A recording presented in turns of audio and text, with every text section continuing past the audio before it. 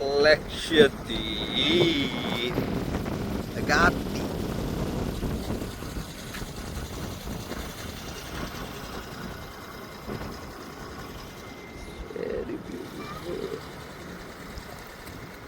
Sagar Samaras.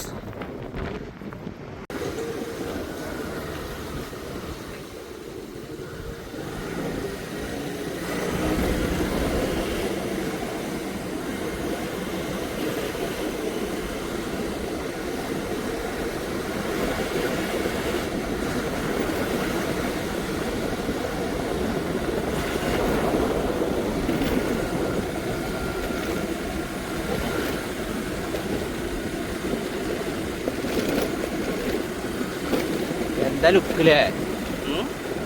എന്താ look അറിയാം.